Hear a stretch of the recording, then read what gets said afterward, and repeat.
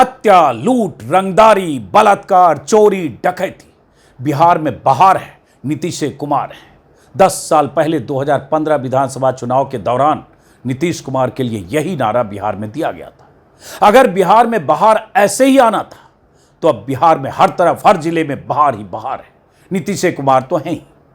नीतीश कुमार के राज में बिहार में अपराध की रिकॉर्ड तोड़ घटनाएं हो रही है। कोई दिन ऐसा नहीं गुजरता जब बिहार के हर जिले में किसी न किसी इलाके में हिंसक वारदात न होती हो, हत्या और लूट की, डकैती की घटनाएं न होती हो।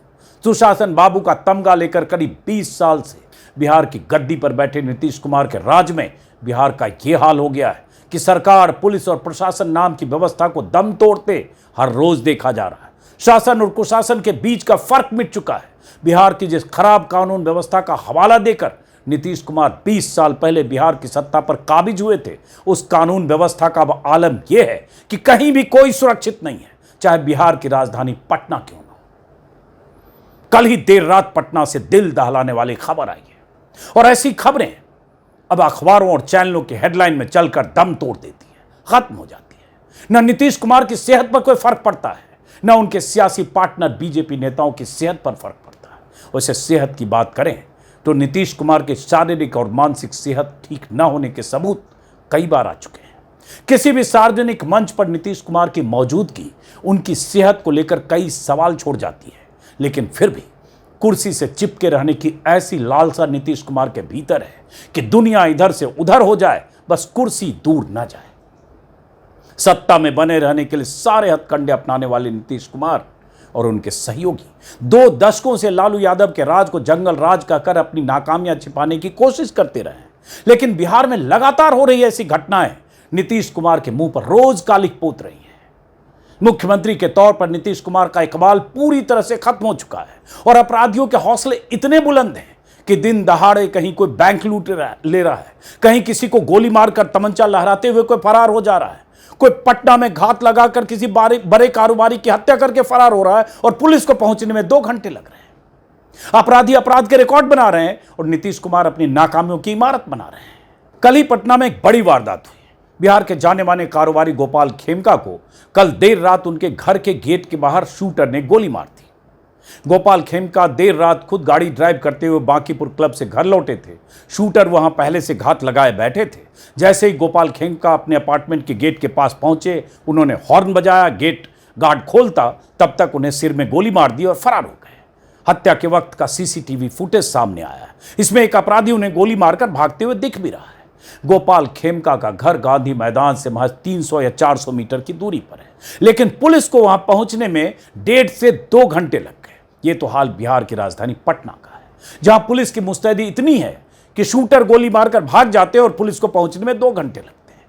यह तस्वीर गोपाल खेमका की हत्या के करीब 2 घंटे बाद की है, जब पुलिस घटनास्थल पर पहुंची थी। गोपाल खेमका के भाई का गुस्सा पुलिस वालों पर कुछ यूं फूट पड़ा था।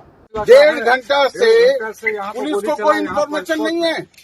यहाँ 1:30 बजे 11:30 बजे गोली 11:30 बजे यहाँ गोली मारा गया है। तो बगल में आपका थाना है और जो आदमी उसके बाद 10 मिनट बाद यहाँ पहुंचे हैं, यहाँ से जिप्सी क्रॉस किए, उसको भी नहीं पता कि हमारे एरिया में क्या रखा है। 12 बजे हमने आपको पुलिस कंट्रोल रूम में मैसेज दिया। उसके बाद गांधी मैदान थाना के लोग अभी तक नहीं पहुंचे थे। 11:35 में वहाँ पर 1:35 में पहुंचा है गांधी मैदान थाना। आपका मेडिकल वाले, गश्ती दल वाले, हम लोग को गलत मिल गया एड्रेस। कानून यही कहता है, अगर कानून कहेगा तो सर हम लोग कुछ नहीं कराएंगे तो जाम करके बैठ जाएंगे पूरा प्रशासन पट्टा का। कोई आम पब्लिक नहीं है सर। 1.5 घंटा से किसी पटना में लोकल पुलिस को गांधी मैदान के सामने हत्या हो जाती है। 1.5 घंटा की पटना पुलिस क्या करती रहती है, हमको ये नहीं समझ में आता है। हाँ, सारे गश्ती दल वालों का काम है रात को स्कूटर रोको, डिग्गी दिखाओ, लाइसेंस दिखाओ, 6 बजे चेकिंग दिखाओ। मोबाइल पूरा फोटो खींचेगा, लाइए 5,000 रुपया।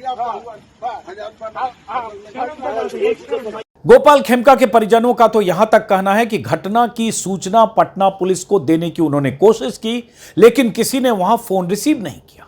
फिर एडीजे मुख्यालय कुंदन कृष्णन को फोन करके घटना की सूचना दी गई और इसके बाद पटना पुलिस हरकत में आई।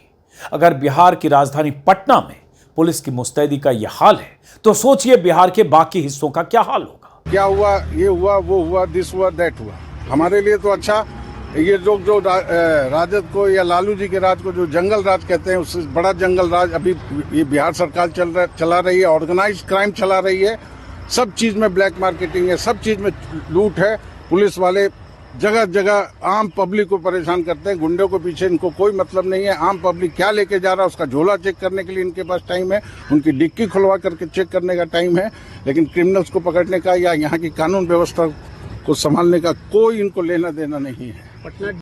गोपाल खेमका पटना के प्रतिष्ठित बिजनेसमैन थे, पेट्रोल पंप और अस्पताल के मालिक थे। कुछ साल पहले उनके बेटे की भी ऐसे ही हत्या कर दी गई थी। तब भी नीतीश कुमार की सरकार थी और अब भी नीतीश कुमार की सरकार है। गोपाल खेमका की हत्या के बाद पटना में बवाल मचा हुआ है। पटना पुलिस गोपाल खेमका के हत्यारों का पता लगा रही है, लेकिन बड़ा सवाल यह है कि पुलिस को पहुंचने में 2 घंटे क्यों लगे। बिहार की राजधानी का यह हाल क्यों है कि पुलिस थाने में फोन रिसीव करने वाला कोई नहीं होता, या पुलिस को 300-400 मीटर तक पहुंचने में 1.5 से 2 घंटे लगते हैं। इस बीच नीतीश कुमार ने कानून व्यवस्था पर मीटिंग करने की औपचारिकता निभा दी है। ट्विटर पर यह लिखकर रस्म अदायगी कर दी है कि अपराधियों को बख्शा नहीं जाएगा, कठोर से कठोर कार्रवाई की जाएगी।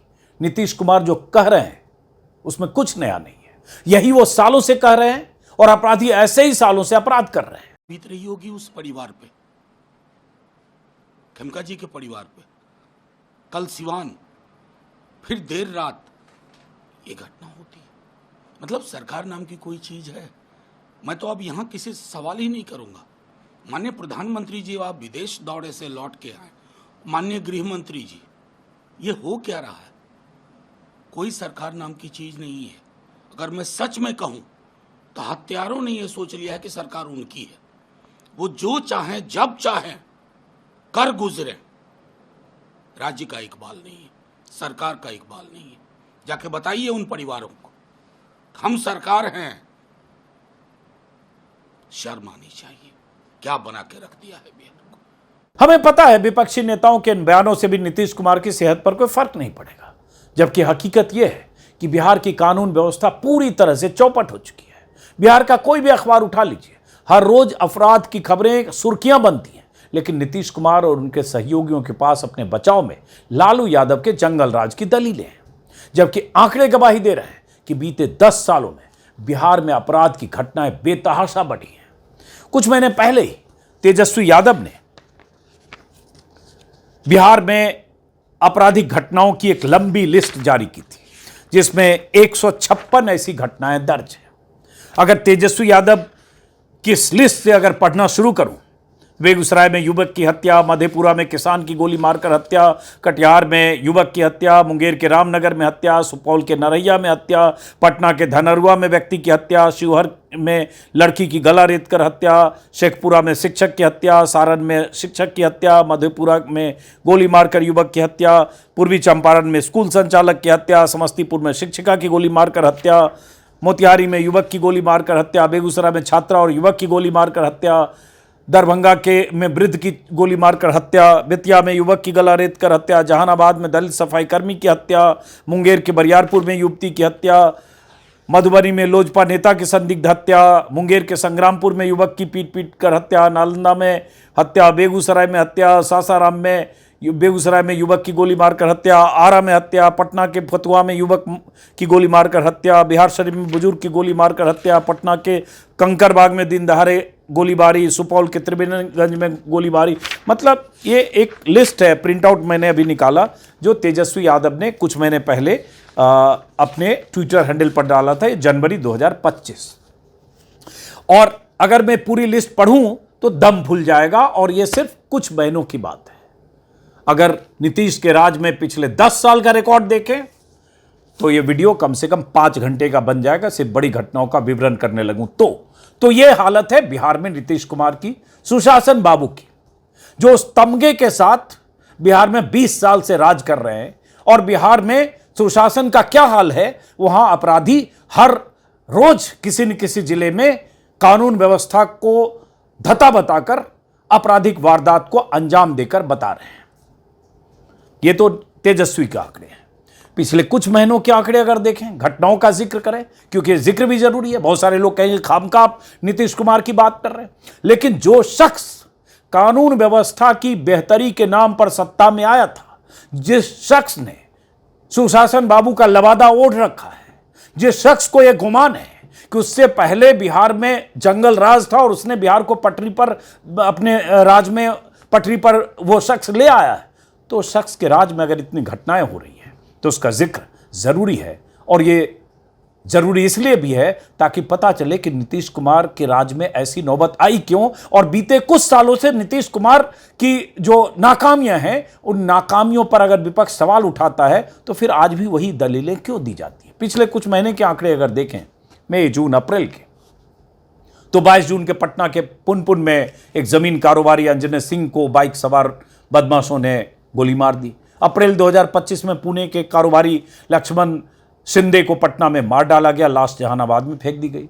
जून 2025 में बिहार शरीफ में जमीन कारोबारी रजी अहमद को गोलियों से भून दिया गया। मई 2025 में छपरा में गोदरेज शोरूम के मालिक अमरेंद्र सिंह और उनके साथी शंभू सिंह को बाइक सवार बदमाशों ने गोली मार दी। मई 2025 में भागलपुर के किराना व्यवसायी विनय गुप्ता की नवगछिया बाजार में नकाबपोश अपराधियों ने गोली मारकर हत्या कर दी। मुजफ्फरपुर में मार्च 25 में एक बड़े रियल एस्टेट कारोबारी रमेश चंद्रा की उनके कार्यालय के बाहर हत्या कर दी। अप्रैल 2025 में गया में एक नामी ज्वेलर संजय अग्रवाल की दुकान लूटने के बाद हत्या कर दी गई।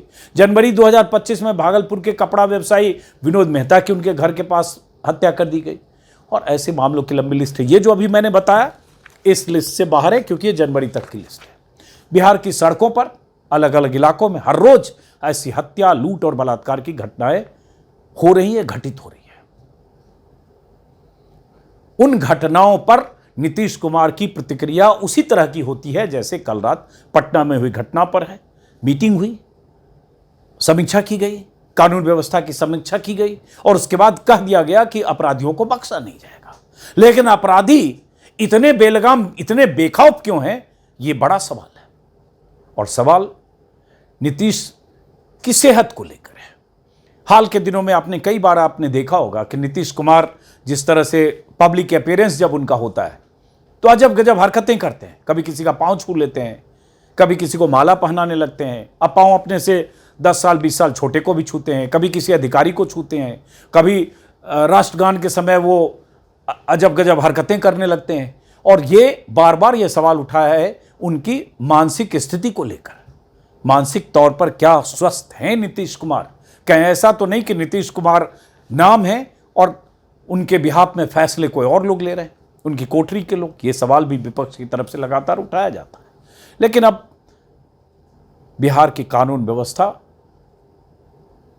उस मोड़ पर पहुंच चुका है जहां यह सवाल लगातार चैनलों को, मीडिया को लगातार उठाना चाहिए। ऐसी स्थिति अगर बिहार में आई है तो इसके लिए क्या आज भी नीतीश कुमार और बीजेपी सिर्फ 20 साल पहले लालू यादव के राज में क्या होता था वो एग्जाम्पल देकर, वो उदाहरण देकर, क्या आज के दौर में बीते कुछ सालों में जिस तरह से बिहार में नाकामियों की इबारत लिखी गई है, अपराधियों के बुलंद हौसलों पर की इतनी खबरें हैं, क्या उसे दबाई जा सकती है? तो फिलहाल इस वीडियो को इस उम्मीद के साथ खत्म करेंगे कि आने वाले दिनों में कुछ बेहतरी हो। नीतीश कुमार अगर देखें तो 4 महीने बाद चुनाव है, उसके बाद कौन जीतेगा, कौन मुख्यमंत्री रहेगा पता नहीं। लेकिन अगले 3-4 महीने ही कम से कम ये जो जिस तरह की रस्म अदायगी की है उन्होंने मीटिंग लेकर पुलिस के साथ, पुलिस अधिकारियों के साथ, उसकी बजाय अगले 3 महीने ही एक सख्त मुख्यमंत्री के तौर पर कुछ दिखाएं तो कि आपराधिक घटनाओं पर अंकुश लगा, अपराधियों में शासन व्यवस्था का कुछ खौफ पैदा हुआ। फिर भी उम्मीद करेंगे। नमस्कार।